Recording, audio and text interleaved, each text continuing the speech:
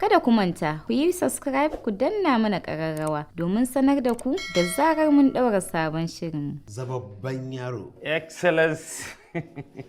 To ya ƙarin kofan jiki kuma. Wallahi alhamdulillah.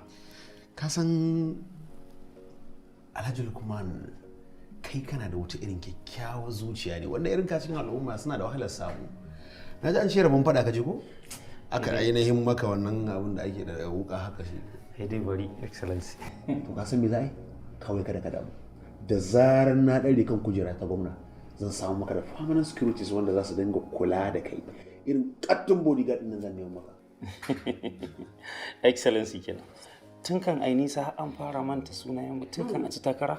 Ni Excellency manta da kai kawai dai abubuwa ne suka yi yawa ka san ina ta fafutukar da za a sauran yan takarkarar nan su janye min kuma abin da yake faruwa ka san na fi cancanta.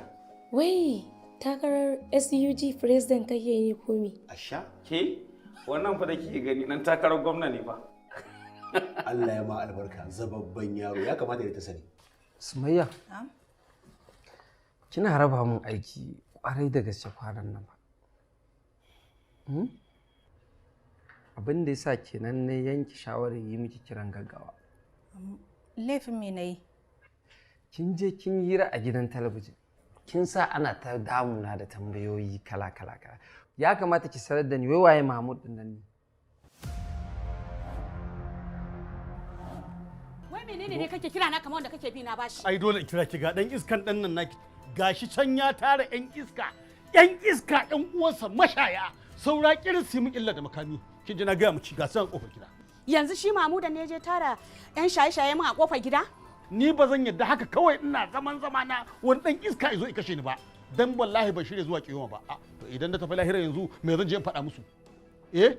Wace ce Sumayya wajenka?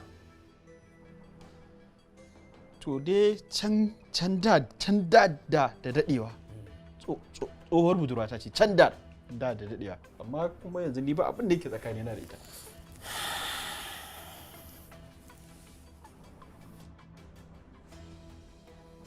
Me matsayin ta gurina?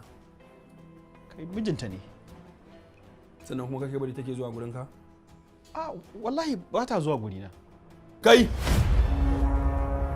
Ni za ka rena hankali? Yanzu in ganta a kofar gidan nan za ta shigo gurinka? Sannan saboda ta gani ne ta juya sannan ka ce wai ƙarya wai kaza. Shikenan ta faru ta ƙare domin na san wannan mahaukacin ba kyale shi zai yi da ransa ba. Kin ga shikenan mu ma mun huta da cece ku je tarairayanki.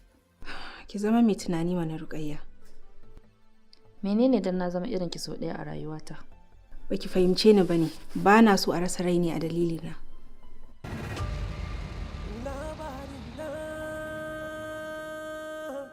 Labarina.